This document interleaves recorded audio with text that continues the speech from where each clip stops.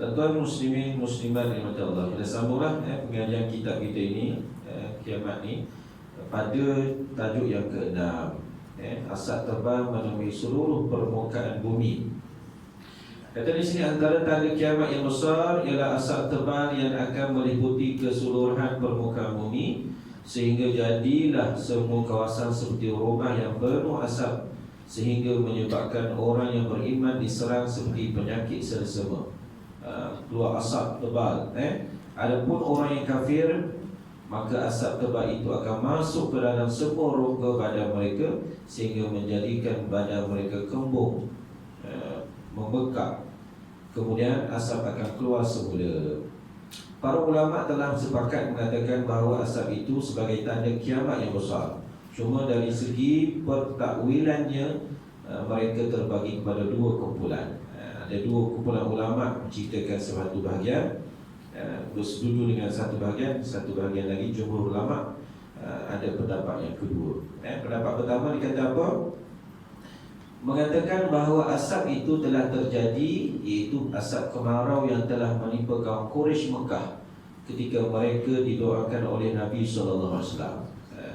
Ini adalah pendapat Ibnu Mas'ud, Mujahid, Abu Aliyah, An-Nakhai, dan pendapat ini dipilih oleh Imam Ibn Jarir At-Tabari radhiyallahu anhu. Pendapat kedua mengatakan asap itulah asap tebal yang menyelubungi seluruh permukaan bumi, yang akan terjadi pada akhir zaman seperti yang telah kita sebutkan sebelum ini. Pendapat pertama mengatakan asap itu telah terjadi pada zaman Rasulullah SAW. Tetapi pendapat yang kedua kata dia berlaku pada akhir zaman.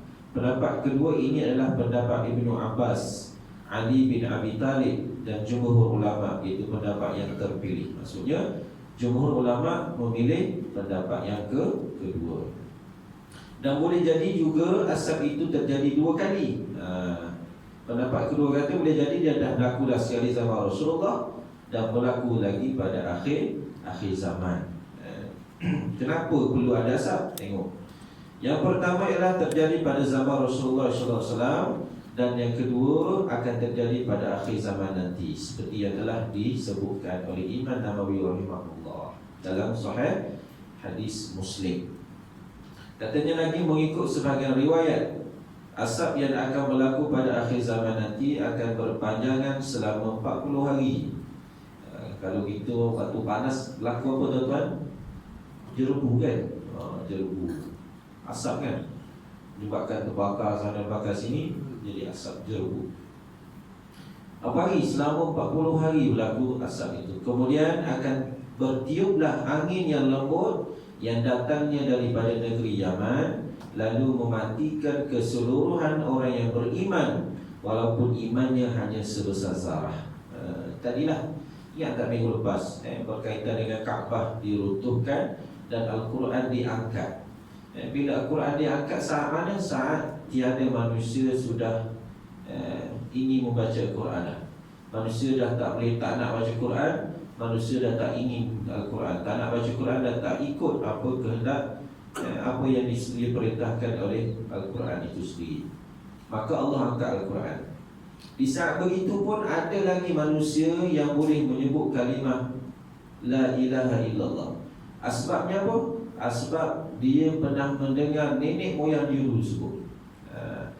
Dan hari kehadiran asap ini tuan-tuan untuk mematikan semua yang ada, walaupun sebesar zarah tadi lah, sekelumit saja, sikit yang ada iman dalam hati, semua akan meninggal. Kata Nabi SAW, an Abi Hurairah radhiyallahu anhu qala Rasulullah SAW, inna Allah yab'atsu rihan minal yamani al-yanu minal hariri fala tad'u ahadan fi qalbihi mithqalu habbatin min imanin illa qabadathu, atau kama qala Rasulullah sallallahu alaihi wasallam. Hadis riwayat Imam Muslim. Daripada Abu Hurairah radhiyallahu anhu berkata, Rasulullah sallallahu alaihi wasallam bersabda, sesungguhnya Allah SWT akan mengutuskan angin yang lembut yang datang dari negeri Yaman. Angin itu lebih lembut dari sutera.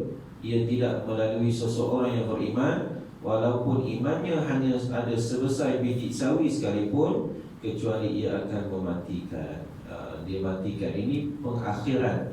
Allah nak menarik semua orang-orang yang beriman sebelum Allah jadikan peristiwa yang dahsyat, itu peristiwa kiamat. Maksudnya orang beriman ni dia tak akan lihatlah peristiwa berlakunya hari kehancuran itu, hari kiamat. Dan apabila orang yang beriman semuanya telah mati, maka yang tinggal hanyalah orang kafir yang tidak mengenal Allah SWT dan tidak tahu sama sekali tentang agama. Tak faham dah. Memang yang tinggal itu hanya yang tak baik sajalah. Ada hadis Nabi SAW, sambungan daripada hadis tadi, sambungan daripada hadis, dia kata apa? Fayabqa syirarun nasi fil khiffatil tayri wa ahlami sibai la ya'rifuna ma'rufan wa la yunkiruna munkaran fayatamathalu lahumus syaitanun fayaqulu ana tastajibun fayaqulu fama ta'muruna fayamuruhum bi'ibadatil awthan. Apa-apa Rasulullah sallallahu alaihi wasallam. Maka yang tinggal lagi hanyalah orang yang jahat saja, cepat seperti burung yang terbang untuk mengerjakan maksiat.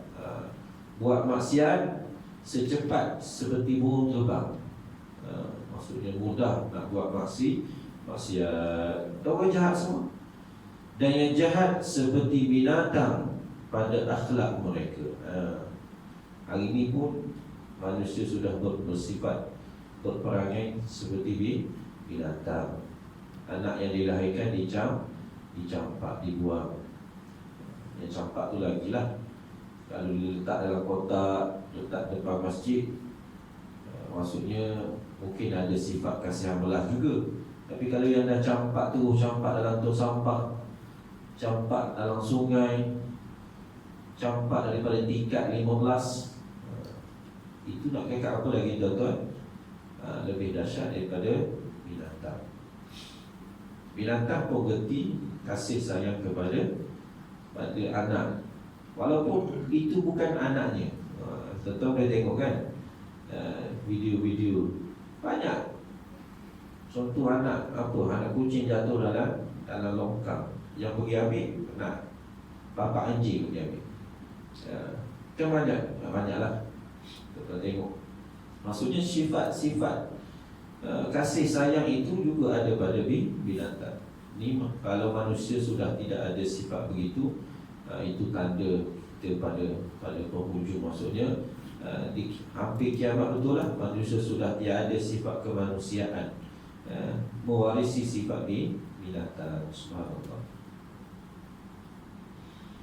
Mereka tidak kenal apa itu kebaikan dan tidak tahu apa itu kemungkaran. Tak kenal lah, buat je. Tak tahu yang mana baik, tak tahu yang mana buruk. Lalu syaitan datang menggoda mereka sambil berkata, kamu tidak maukah ikut aku? Mereka menjawab, apa yang hendak engkau suruh? Lalu syaitan menyuruh mereka menyembah berhala. Sembah berhala dia sembah selain daripada Allah. Maka ketika itu sudah tidak ada lagi yang menyebut nama Allah SWT di atas permukaan muka bumi ini. Tak ada lah. Seorang pun tak ada. Yang sebut-sebut ingat-ingat zaman datuk nenek moyang dulu pun tak ada lah. Semua sudah dimatikan melalui asap yang tebal tadi. Anas bin Malik radhiyallahu anhu anna Rasulullah sallallahu alaihi wasallam la taqumu as-sa'ah hatta la yuqalu fil ardillah Allah. Riwayat Imam Muslim.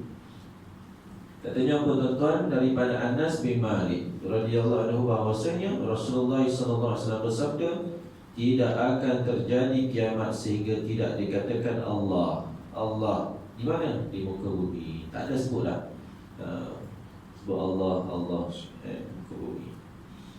Sebab itulah tuan-tuan, perkataan la ilaha illallah, paling tidak pun Allah, di akhir riwayat kita, di akhir kalam, itu yang nak menentukan kita dengan Allah Subhanahu Wa Taala. Siapa yang dapat sebut kalimah la ilaha illallah dakhala al-jannah.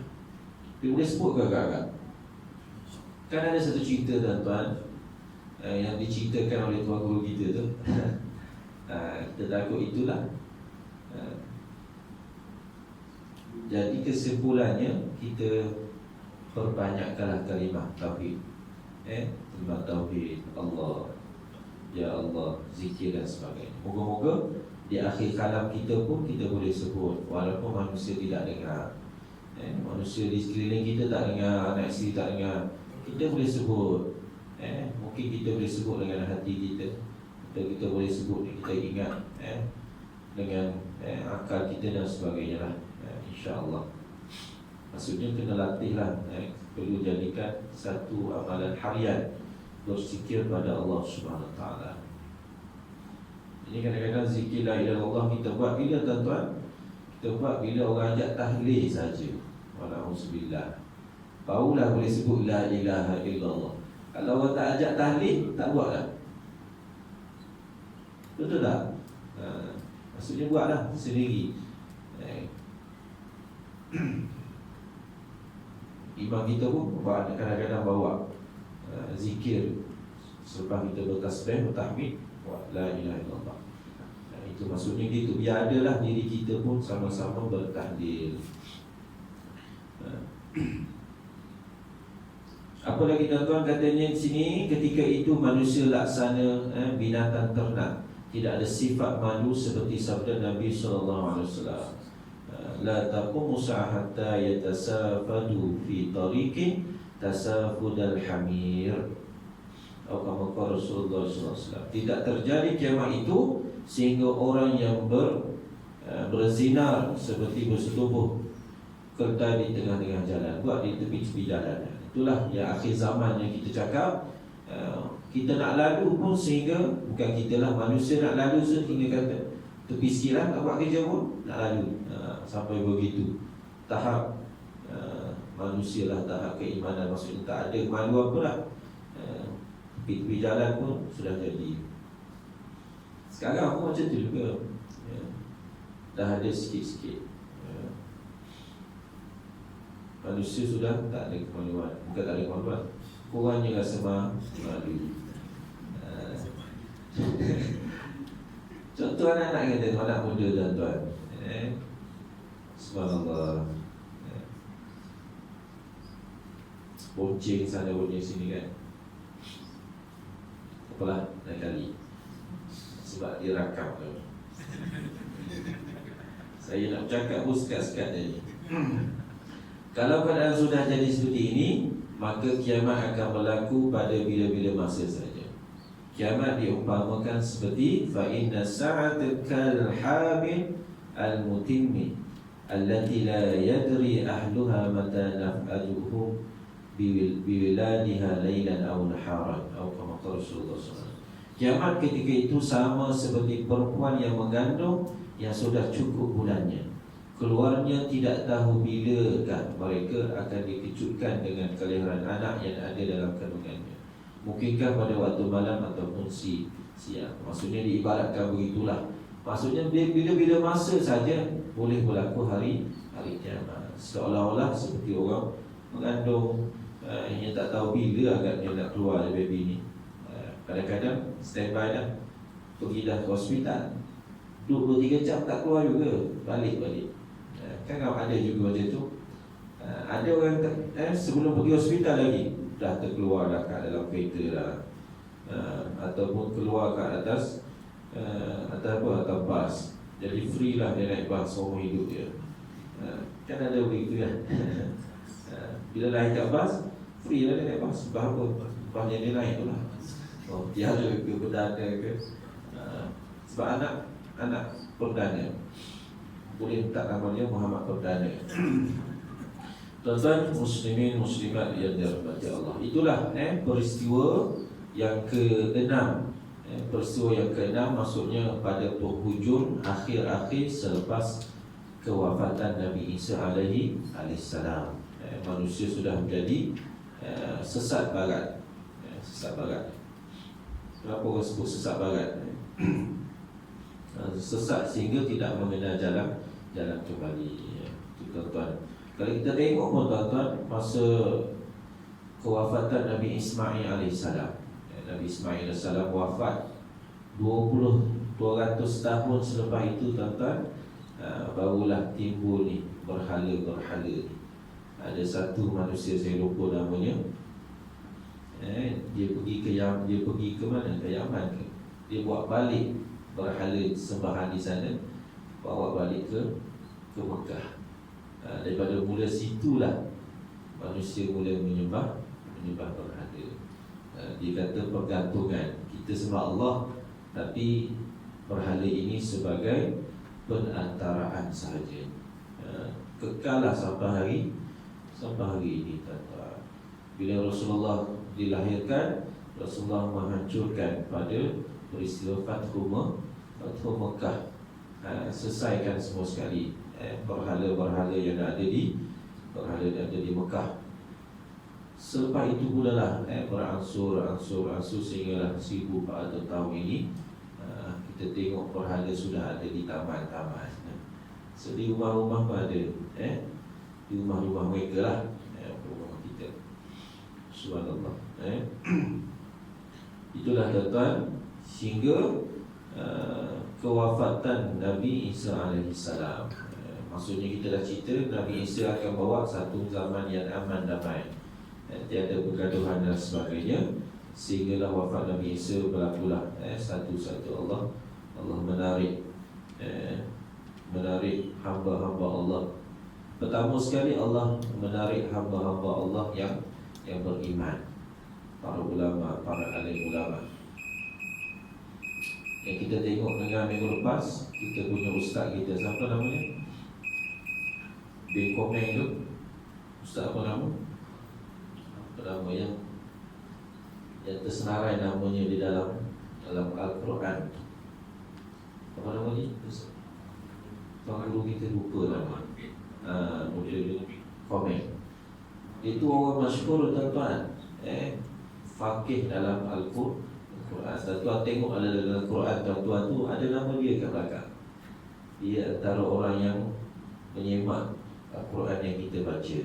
Maksudnya bukan saja di tempat kita, malah Malaysia, bukan saja di Johor lah, malah di Malaysia juga ditarik Allah semakin sikit, semakin seorang demi seorang.